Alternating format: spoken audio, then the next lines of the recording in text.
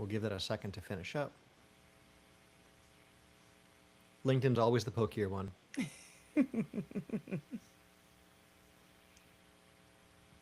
All right, we'll let that catch up. Um, Good. All right, and we are live. What if your business was profitable, in demand, and growing fast, yet you felt more stuck than you ever had before?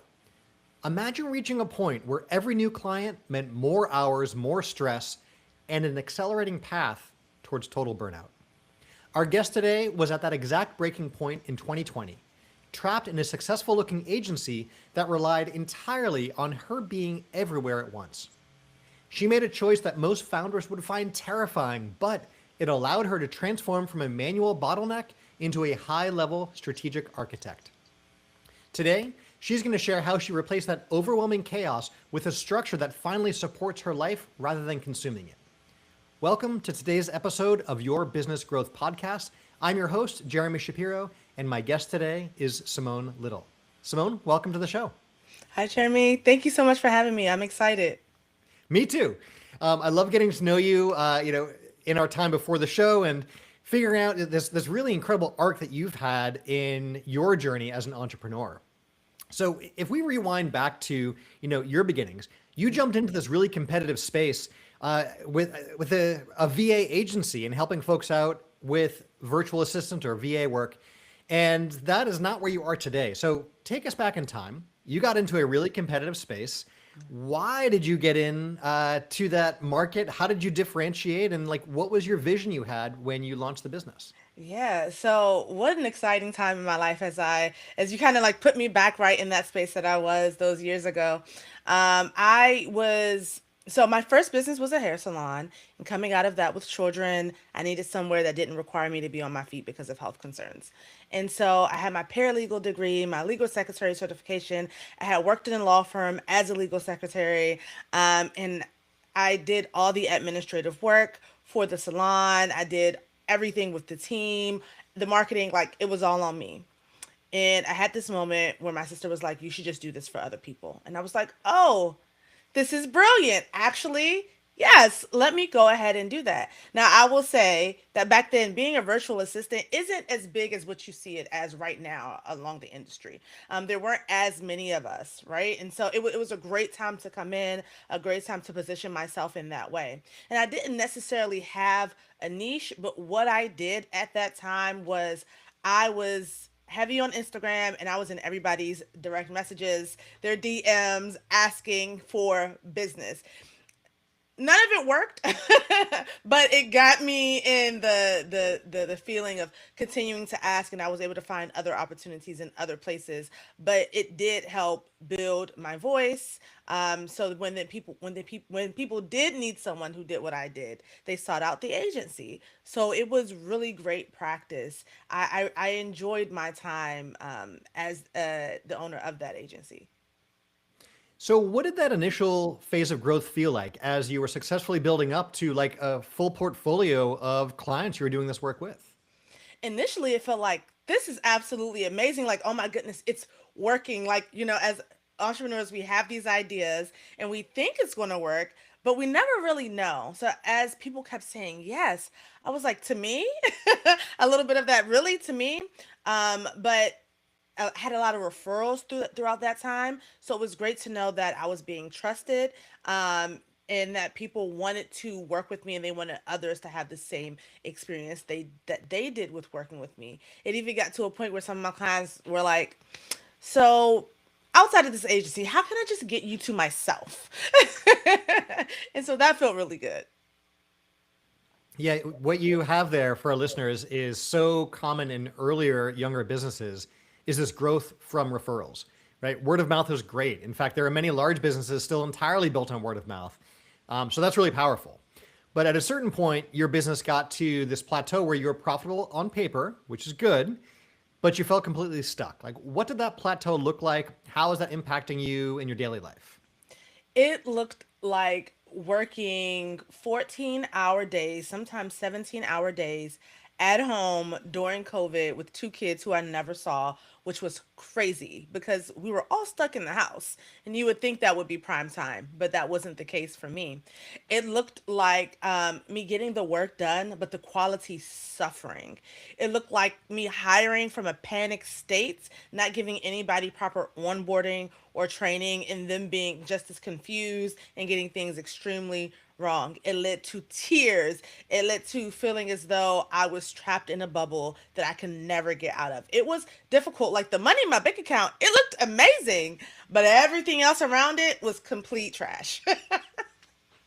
When we talk about wealth, some people think that means like just financial wealth, but there's so much more beyond that.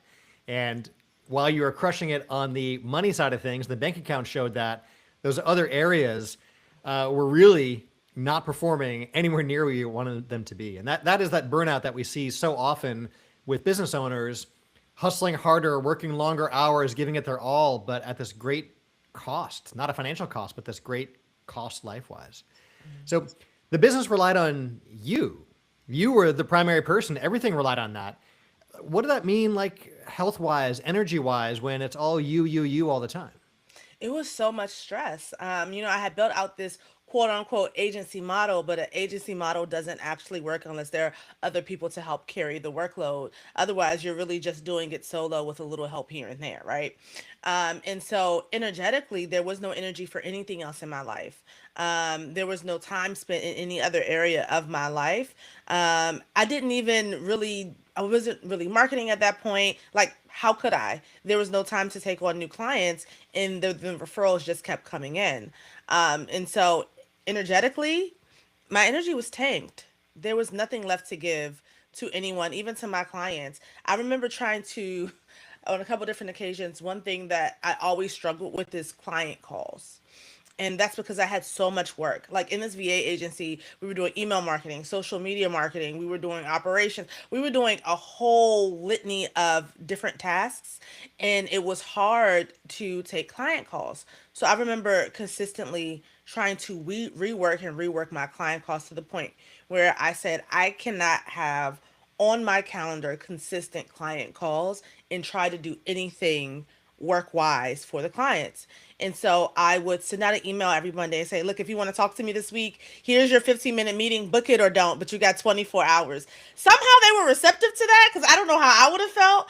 But I guess because the work was indeed getting done, although I didn't think the quality was where it needed to be.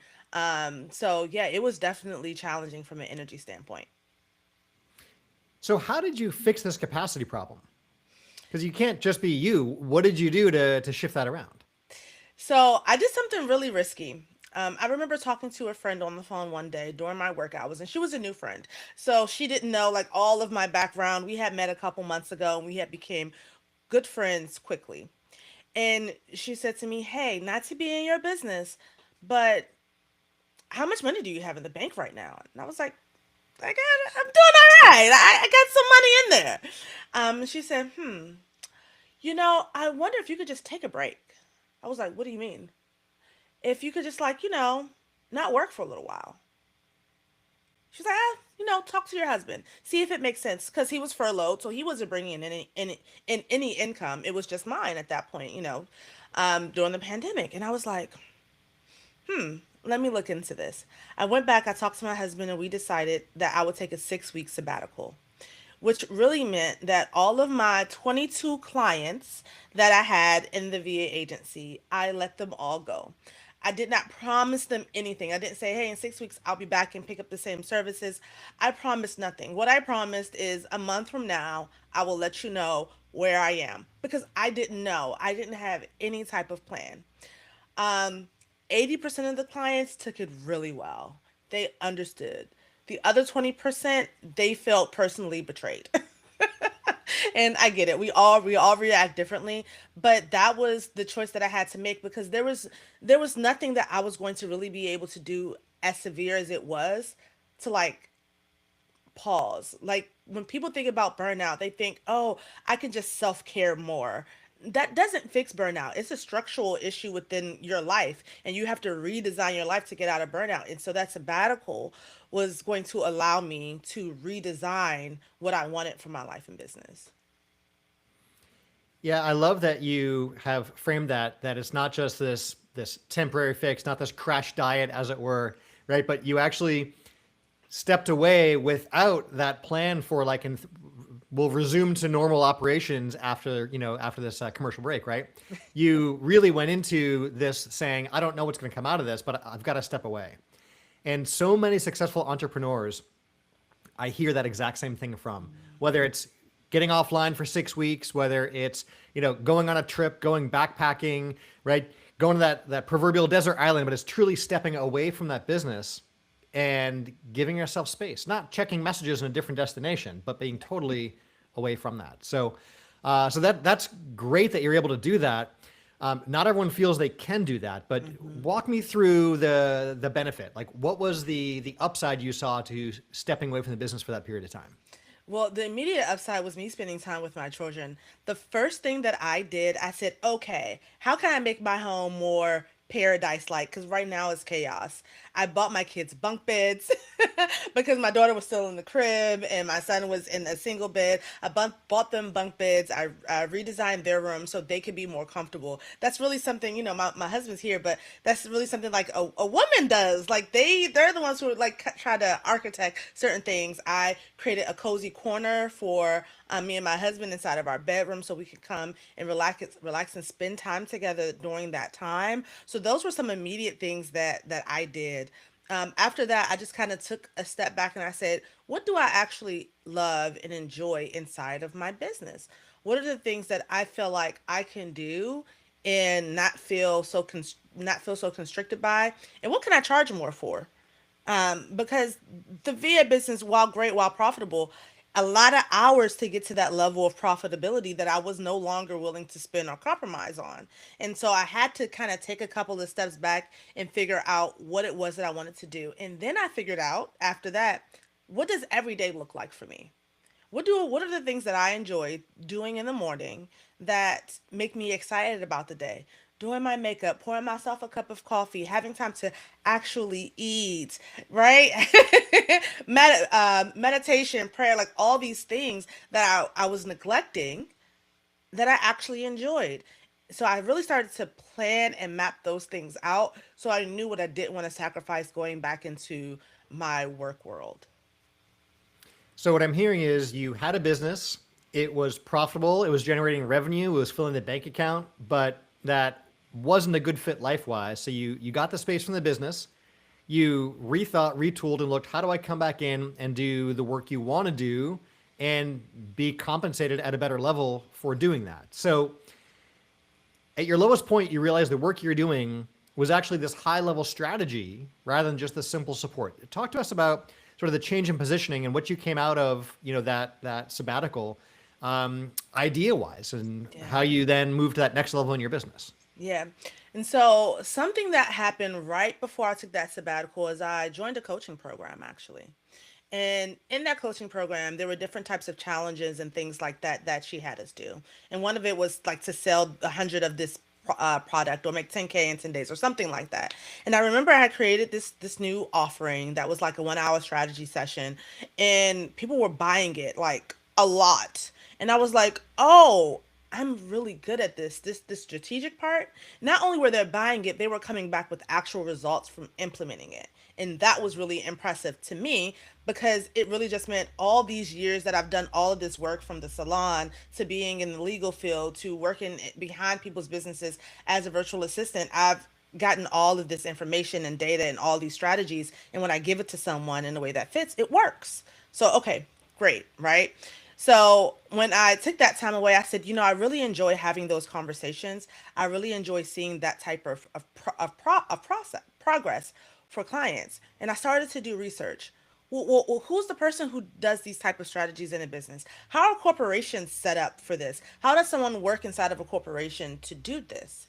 And I remember I looked and the term COO kept coming up. It kept coming up. It kept coming up. And there was one study by, I think it was like Harvard Business Review, that I really, really enjoyed. And it said that a COO is one of the most undefined positions within a corporation. Someone can bring in a COO to help train up a young CEO. They can bring them in to really kind of take over the business outside of the CEO. They could bring them in for just their expertise because they're the missing piece. There's so many different reasons. And I find with my clients, they have a couple of different reasons in which they were using me as a virtual assistant and how I can serve them in that capacity that's not an operations manager, but to give them high level experience because they're new in business and I no longer was. And so I started to look at what a starting price point would look like during research, figuring out how much do I need to make, how much does a position like this pay, and how much are the clients that I fired who I plan on repitching, how much are they going to be willing to pay me to do this?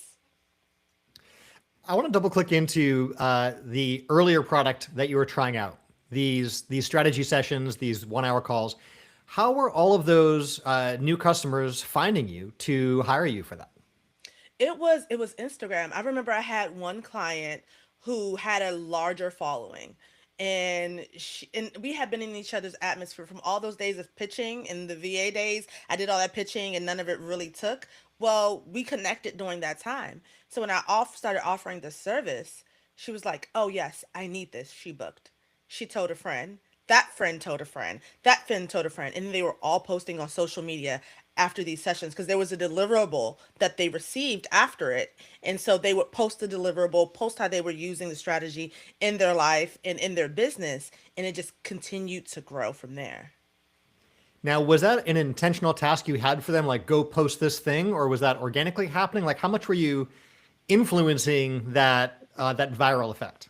Well, I did ask for reviews. I gave them a review form. They filled it out and gave it back to me. Right. So that I did ask for. Everything else was extra. I was very shocked and excited when it started to happen at first. But I'm like, when people have something in their hand that they can use every day, they want to share it because they want other people to benefit from it. So I asked for the written reviews, but they on their own did the social reviews. So I'm hearing two great things there for our listeners. One is make sure you always ask for your reviews, which is great. And two is when you provide a deliverable, when someone can walk away with something of value, obviously worth more than what they've paid, it's a much easier referral, right? And anything that you're selling or offering, you want the perceived value of that to be higher than that perceived cost because that makes it a no-brainer purchase, right? And that's one of the things we talk about in the book all the time is no matter where your price point is, your products are, your services, always make sure that value is much higher.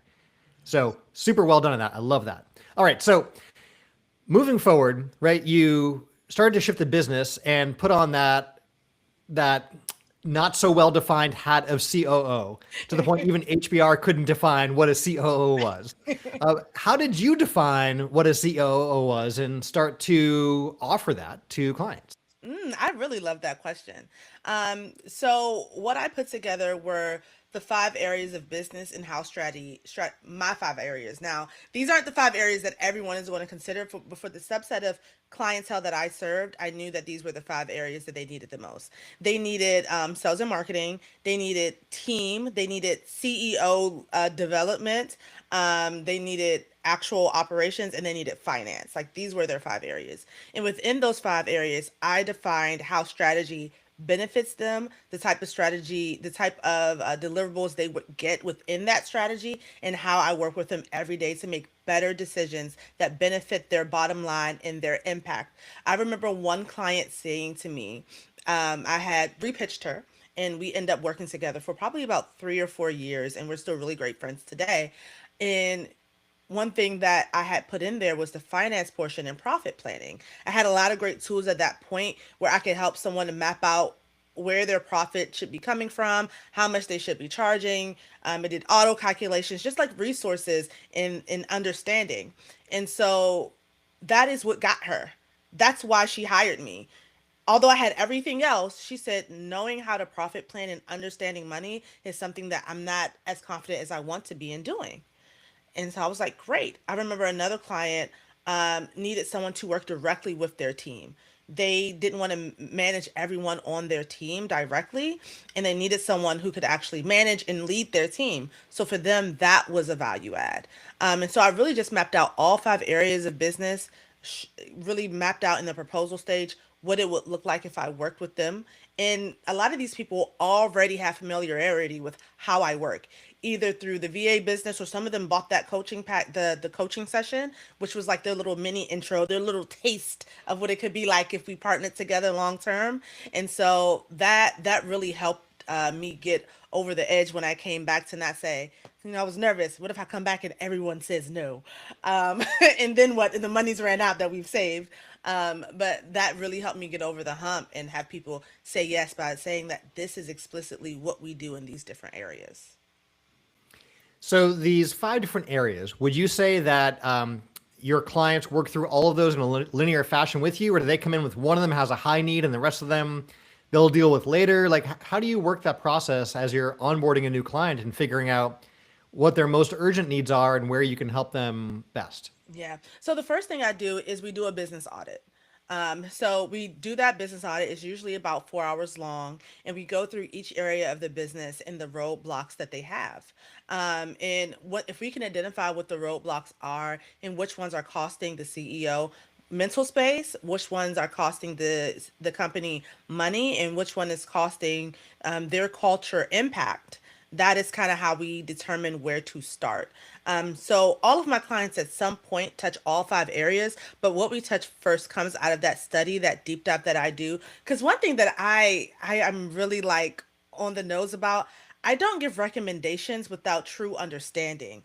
I feel like that's such a misstep that I see people in similar industries or do similar things to mine do. They're so quick to offer up something. I want to truly and deeply understand not just what's going on, but I want to understand historically what's already happened in their business. So I'm not giving them something that they already know isn't going to work, and something that they're not going to do because mentally they're just not ready for that step yet. So what I'm hearing for our listeners is that through all the work that you did, you were able to codify and create a framework around a lot of these best practices. And that instead of just implementing the same thing the same way with everyone, you start off with that audit to understand not just where they are, but also where they've been. And that allows you to, in a far more personal way, apply those best practices to the business. Super well done. Thank you. All right, so you shifted from doing this like task work as a VA to now selling outcomes and decision making support, right? How did that change the way you viewed the transactions with your clients in terms of being a one-off or a time based to now being outcome based? Yeah, it they trust me. I mean, in a simple term, they really trust me and they value my partnership. And so the it's no longer their wins, it's now our wins. It's now what we're doing. They aren't feeling lonely in their business anymore because they know that they're not the only one thinking about what's best for the business health. And that's been really impactful and honestly really enjoyable. Coming from the VA business where it's just a task and it got done and it got checked to saying, hey, here's how we created a whole new service line for the business. Here is how we marketed it. Here's how we met KPIs with the amount of clients we wanted to get in it. And here's how the team fulfilled what the service was. And here's how it worked. It's so much more fulfilling than saying, yeah, I wrote the email. Yeah, the shift from like a market price offer to a value based offer is huge, especially in the services space. And I love these stories. I'm sure you have many of these with your clients as well, where shifting that pricing to a value based pricing allows you to A, differentiate, B, tie compensation to outcome, C, increase the profit margin, right? And D, charge what something is really worth, right? And those are all really, really valuable, good things. So super well done on that. Absolutely. What would you say was like the hardest part about like walking away from this existing business you had that was producing and rebuilding everything with now much clearer systems and boundaries and structure? Like what was the challenge there? I think the challenge was really relationships and them falling apart. Like I said, not everyone responded really well to me making the change. And so that was difficult for them, and me being someone who's truly empathetic, who truly enjoys working with people, it's hard to know that you're burning a bridge, in that you have to burn the bridge in order to get to wherever the next step is. And even when I made the shift over to the COO agency model versus the VA business, having those boundaries in place and enforcing them, at first it wasn't a muscle that I was used to flexing. And so that presented with internal challenges that others did not see. But then when my team started growing, I realized that, oh, I have to teach them how to enforce these same boundaries because this is going to affect the health of the business. And I feel like that's something that doesn't get talked about enough. If you can't enforce your own boundaries as the CEO, your team also want to enforce those boundaries, even with your clients, and it can be hazardous. And so once I got to a point and I realized, actually, this is super simple. If my clients want the best outcome from the work that we're doing together, you have to respect the boundaries that I put in place, because I need space to strategize, to think, to understand, and to fill my cup, because when I come to you, I'm pouring it out, all out in your behalf, so we can make more money, so we can make more impact, so we can do the things that are truly important to you.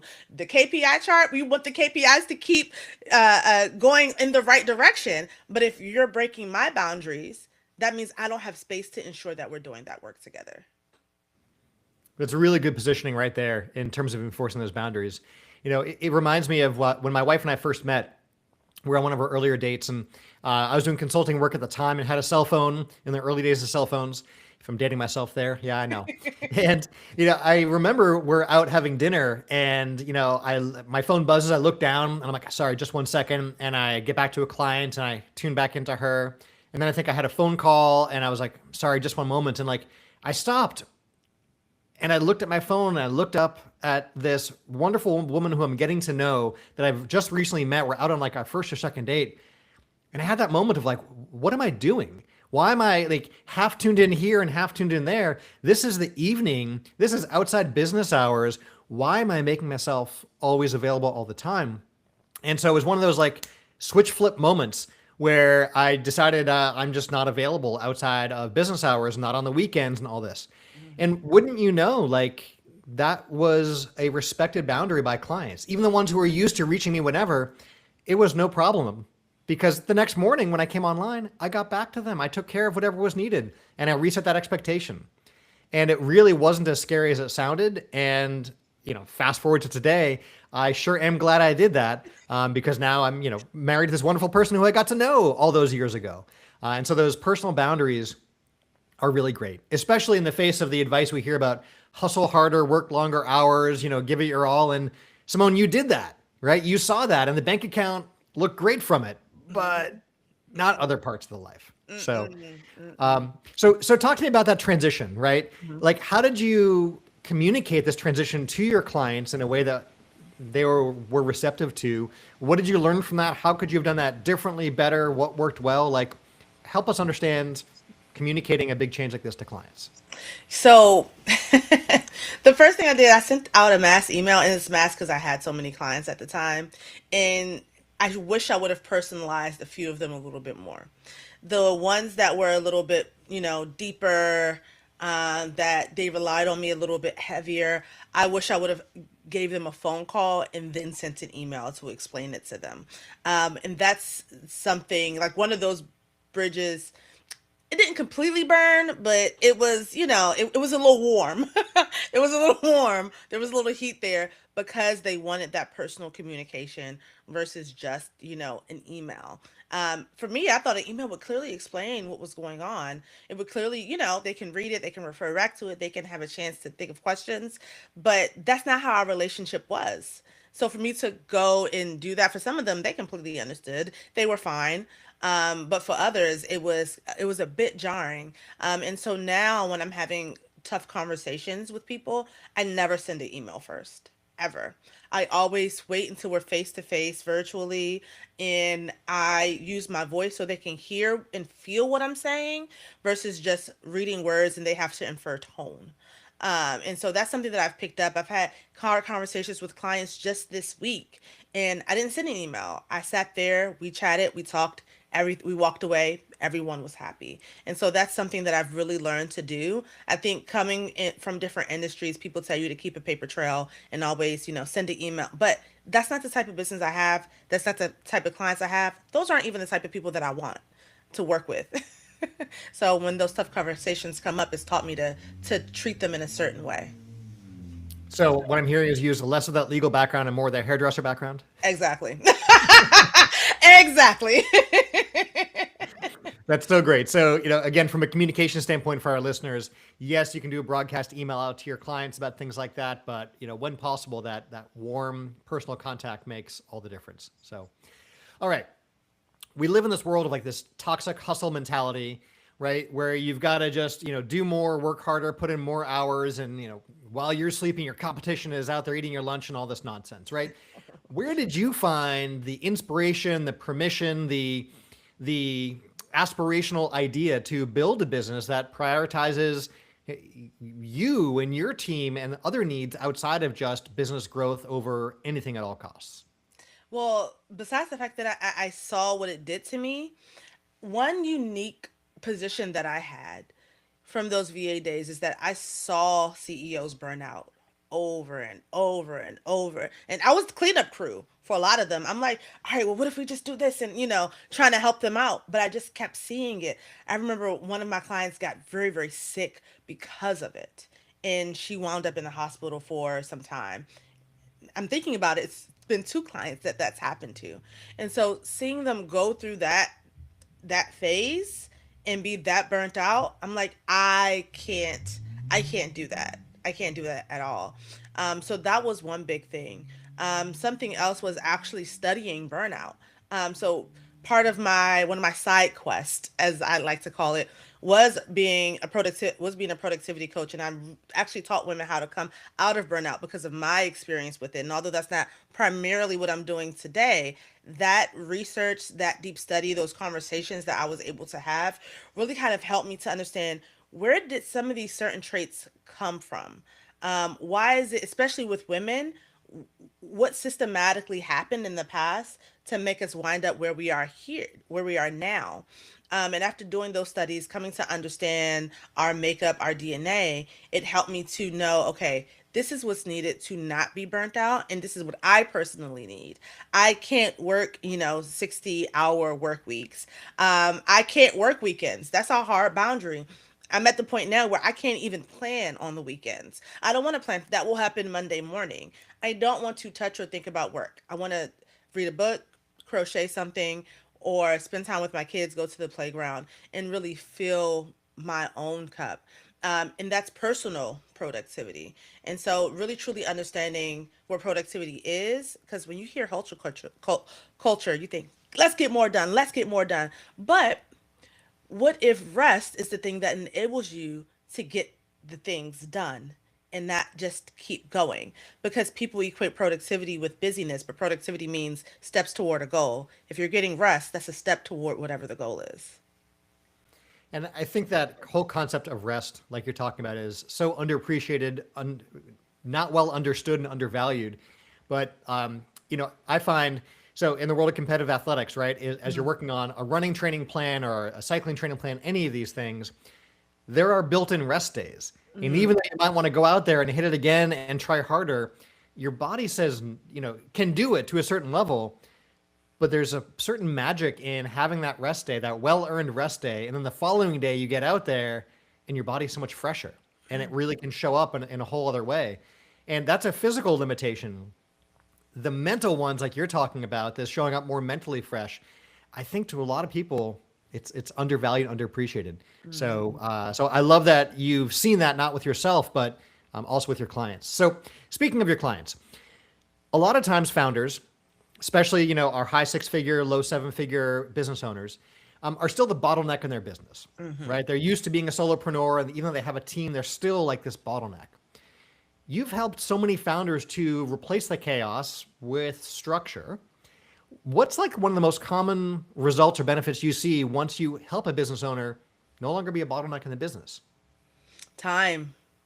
They get time back. I have one client who I started working with recently, and he creates film websites. It's a really cool guy. And but after working with him for a couple months, he said, "Oh, I actually have time to do the things in my business that I actually enjoy." And I was like, "Really? Yay!" That like that for me is like the biggest compliment to work. That and money, but that's one of the biggest compliments to work, right? And so that's what they find that once they remove themselves from the bottleneck and they bring in someone who actually understands how a business functions, they get their time back to be creatives. Like I primarily work with creatives. They get that time to be in their creative space, the thing that brings them joy. What I find is that a lot of my clients didn't get into business to necessarily run a business. They got into it to create impact for the thing that they love to create. And so they end up being put back into that creative zone that they so much enjoyed that they got away from because they're running their business. And that is like the biggest win that happens when they stop becoming the bottleneck. So well done. I love that you're helping business owners to do that. It is such a common challenge, and you've got that solved. So amazing. So, how has your ability to grow revenue, right, been impacted now that growth isn't necessarily tied strictly to your personal capacity? You can step away and have the business still run and grow. Yeah. Talk to us about what that's like from a revenue standpoint. Well, as great as I thought the VA revenue was, this revenue is better. Not only is it easier, there's more of it. So it's inherently better to know that I can go on a trip for like I went to I think I was telling you before, Jeremy, when we spoke, I ended up going on a trip to Bolivia for 2 weeks and things just kept going. I came back, there were no fires, all the clients were fine. I mean, I did some catch up work, read a lot of documents, caught up. But everything was fine and it felt so good to be able to come back. The money is still coming in, nobody's complaining, nobody's threatening to leave. Everyone is happy, and then that's not only my business but my clients' businesses too. So even inside of their team, I've set it up so everything is fine. There's even been times when my clients have gone away for a week or so and things just continue to keep going without them. And it is such a beautiful feeling. So, I mean, from, 5 years ago to now, to be able to make more money easier has really helped regulate my nervous system. I'm definitely spending a lot more time with my family, watching my kids grow up, spending time with my husband and my sisters and all of my friends. It's been beautiful, and so I'm excited for whatever the next level of my agency looks like. But it's been an incredible journey. There's a graph I was looking at recently, and I've seen these numbers in a few different ways, but showing how it's something like 90+% of the time you'll ever spend with your kids in your entire life is in that like sub 18 age range, and it might even be higher than 90%, but you can never get that time back.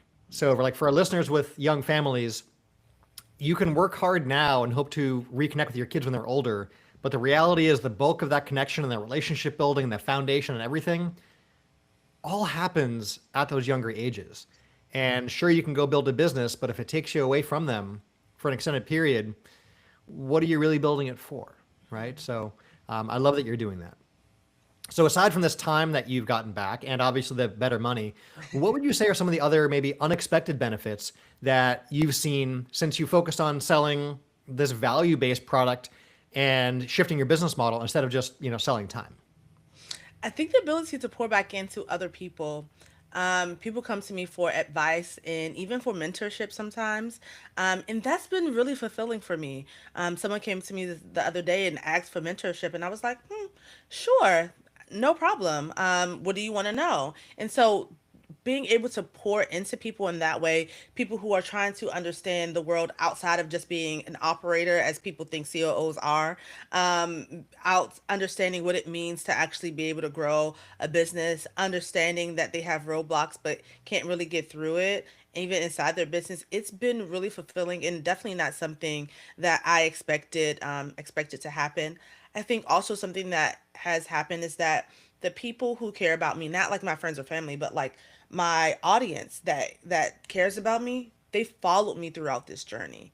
So they stayed on the path, and when I do something new, they're rooting for me. When I make a left turn, they're rooting for me. So that constant support is not something that I expect from, people who we don't have a deep personal relationship with, but it's something that really keeps me going and kind of helps me, when I have those days where I'm like, I don't know, I reflect on it and it keeps me moving in a positive direction. So for our listeners who want to be focused in that positive direction, maybe they feel like their whole business would collapse without them. What's the first piece of advice you'd give to a business owner who's feeling stuck in their business so they could get unstuck and back to growth? Well, I would ask a question first. That would be the first. Again, me being the person who uncovers everything, right? I would ask a question. Why do you feel like it's going to walk away? It's going to burn down if you walk away. What happened? Has that happened before? What's going on with your team building and your ability to delegate? And so, if you don't know how to build a good team, if you don't know how to delegate little by little, then that's something that I want you to spend some time in learning. Learn how to build a good team. Learn how to understand what a good person looks like, and don't base that on output. Base it on outcome, because you'll hire someone to do a job and they might do it differently from you, but they also might do it better than you, and you might not even expect that. You're hiring people who are we're not hiring clones out here. And so if you want to get from being the bottleneck, if you want to feel like you can walk away and it's not reliant on you, learn how to build a good team. That's like the first thing that I want CEOs to know how to do, because I feel like it's underrated and I don't hear enough about that. Love it. So the power of the team is really what can help you to get unstuck. Yeah. Huge. So knowing what you know now, looking back to that period in your life in 2020 and all, is there anything you would have done differently knowing what you know now? There's so many things. There's so many things that I would have done differently. The first thing is I would have actually planned my capacity. Like I would have figured out how many clients until I know I need to bring someone on, and bring someone on months before I got to that point. That's like the first thing I would have done. I also would have defined better the services that I held. Instead of doing social media management and doing system builds and doing blog posts and web editing. Oh my goodness, I was doing it all. I would have said this very specific thing is what I'm doing. I'm helping you with client communication, whatever it is. I would have kind of niched down all the things, because that would have kept my mind not so chaotic. And then I would have actually started long term planning. Like, I still would have wanted to end up at this point where I am a fractional COO and not still running a VA agency, but I would have done long term planning to actually plan a path to get there, versus it kind of being like I needed to completely pull out and step away. And then I would have set boundaries a lot earlier on in my career, and I would not have allowed anyone else to break them, because at the end of the day, people only do what you allow them to. That is solid management advice right there. So as a COO, not just for yourself, but with clients and all, numbers are important. We talk about KPIs. You mentioned that earlier in our conversation.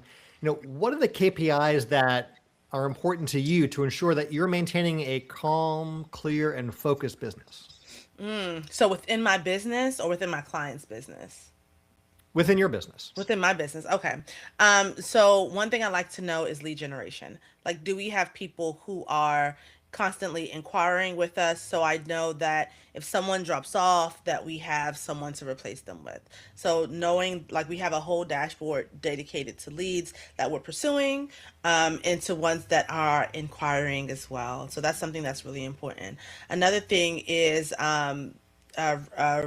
revenue. So how much money is actually coming into the business, and then how much are we spending specifically for me on tech tools?